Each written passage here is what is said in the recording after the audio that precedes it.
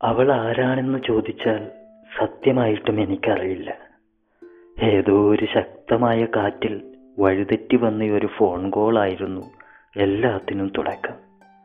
അപരിചിതരായ രണ്ടുപേർ തമ്മിൽ അപകടകരമായ ലോകത്തെക്കുറിച്ച് അന്ന് വളരെ ആധികാരികതയോടെ സംസാരിച്ചു.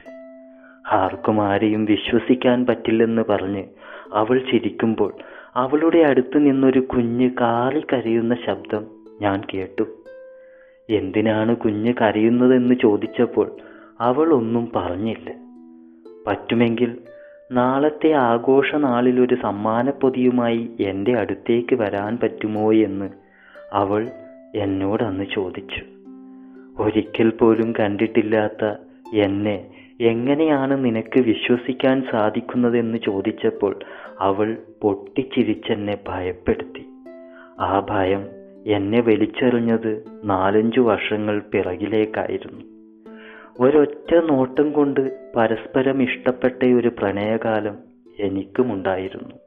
ഒരു നാൾ ആ പ്രണയം ആയുസ് മുഴുവൻ ഒരുമിച്ച് ജീവിക്കാനെന്നോണം എൻ്റെ കൂടെ ഇറങ്ങി വന്നു.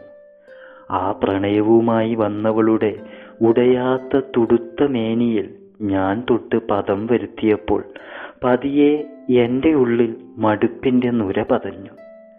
അവൾക്കൊരു പിടിയുമില്ലാത്ത ആ നഗരത്തിൽ നിന്ന് അപ്രത്യക്ഷമായതിൽ പിന്നെ ഞാൻ അവളെ ഓർക്കാൻ വേണ്ടി പോലും ഓർത്തിട്ടില്ല. ഓരോ മണ്ണിലും ഓരോ പെണ്ണുമായി ആലിംഗനം ചെയ്ത് ഞാൻ എൻ്റെ ആൺജന്മം ആഘോഷിച്ചു. പരസ്പര പൂരകമായി ഒരുവളിൽ ചേർന്നലിഞ്ഞാൽ പിന്നെ എനിക്ക് ആകെ ഒരു അസ്വസ്ഥതയാണ്. ഒരു പരീക്ഷണ ലബോറട്ടറിയിൽ നിന്നെന്ന പോലെ പുതുമ തേടിപ്പോകാനുള്ള ഏതോ ഒരു ലായനി വന്ന് എൻ്റെ ജീവിതത്തിൻ്റെ കരളിൽ ലയിച്ച് ഞാൻ എല്ലായിടത്തും വേർതിരിഞ്ഞു പോകുന്ന ഒരു ലീനമാകുന്നു. പിറകിലേക്ക് നോക്കുമ്പോൾ എന്തൊക്കെ കലർന്നുണ്ടായ മിശ്രിതമാണ് ഞാനെന്നു പോലും എനിക്ക് മനസ്സിലാകുന്നില്ല. വളരെ നാടകീയമായി വഴിതെറ്റി വന്ന ഒരു ഫോൺ കോളിൻ്റെ അങ്ങേ തലയിൽ ചിരിച്ചുകൊണ്ട് ഒരിക്കൽ വഞ്ചിക്കപ്പെട്ട തന്നെ ഇനി ആർക്കും കബളിപ്പിക്കാൻ പറ്റില്ലെന്ന് അവൾ പറഞ്ഞു. എൻ്റെ ഉള്ളിൽ ആ നേരം പല മുഖങ്ങളും മിന്നലടിച്ചതുപോലെ തെളിഞ്ഞു. മടുപ്പിൻ്റെ ഖരപ്രതിമയായി ഞാൻ പരിണാമപ്പെട്ടു പോകുന്ന വേളയായതുകൊണ്ടാകണം മരത്തിൽ കൊത്തിയെടുത്ത ചിറകുള്ള ഒരു മാലാഖയുടെ ശില്പവുമായി ഞാനന്ന് അവളെ തേടി പോകാൻ തീരുമാനിച്ചത്.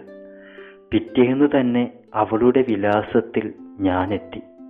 പെറ്റിക്കോട്ട് ധരിച്ച ഒരു 4 വയസ്സുകാരി കതക് തുറന്ന് അകത്തേക്ക് നോക്കി അമ്മേ എന്ന് വിളിച്ച് എന്നോട് ചിരിച്ചു. ആ ചിരിയിൽ ഒരു മാസ്മരികതയുണ്ടായിരുന്നു. എന്നെ പകർത്തി വരച്ചതുപോലെ ഒരു കുഞ്ഞു ചിത്രമായാണ് എനിക്ക് ആ മോളെ കണ്ടപ്പോൾ തോന്നിയത്. ചുറ്റും ഒരു മായാലോകം എന്നെ സ്തംഭിപ്പിച്ചുകൊണ്ട് നിർമ്മിക്കപ്പെടുന്നത് പോലെയാണ് അകത്തുനിന്ന് അവളുടെ അമ്മ വന്നത്. എൻ്റെ കണ്ണിൽ പൂത്തിരി കത്തിയ തെളിച്ചമായിരുന്നു അപ്പോൾ.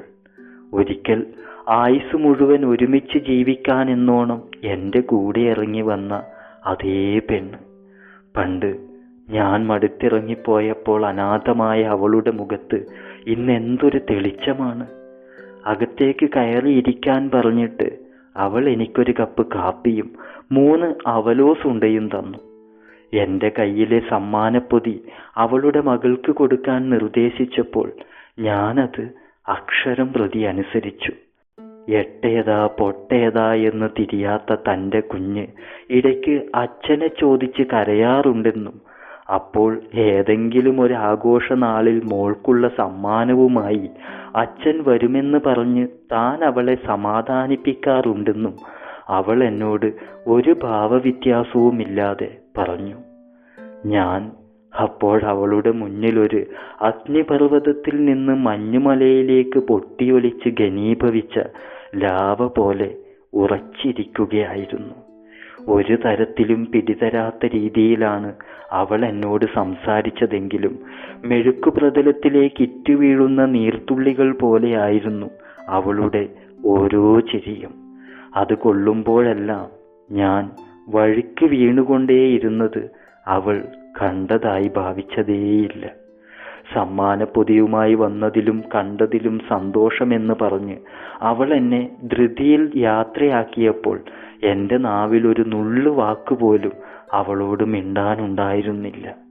ഉളികൊണ്ട് പോലും മിനുസപ്പെടുത്താൻ പറ്റാത്തൊരുള്ളുമായാണ് അവൾ ഇന്ന് ജീവിക്കുന്നതെന്ന് എനിക്ക് പരിപൂർണമായി ബോധ്യമായി. മാറി വന്ന ഫോൺ കോൾ അവളുടെ മധുര പ്രതികാരമായിരുന്നുവോ എന്ന് പോലും തിരിച്ചറിയാനുള്ള ബുദ്ധി അന്ന് എൻ്റെ തലയിൽ പ്രവർത്തിച്ചിരുന്നില്ല. തിരിഞ്ഞു നോക്കിക്കൊണ്ട് ആ വീട്ടിൽ നിന്ന് ഇറങ്ങുമ്പോൾ എൻ്റെ കണ്ണിൻ്റെ അസ്ഥിയിൽ കൊള്ളാൻ പാകം മരത്തിൽ കൊത്തിയെടുത്ത ചിറകുള്ള ഒരു മാലാഖയുടെ ശില്പവുമായി അവളുടെ എൻ്റെ കുഞ്ഞ് ആ കതകിൽ ചാരി നിന്ന് എന്നെ നോക്കുന്നുണ്ടായിരുന്നു. Thank you. കഥ ഇഷ്ടപ്പെട്ടാൽ അഭിപ്രായം പറയുക. ചാനൽ സബ്സ്ക്രൈബ് ചെയ്യുമല്ലോ അല്ലേ? അടുത്ത കഥയുമായി നമുക്കുടനെ കാണാം. Thank you all.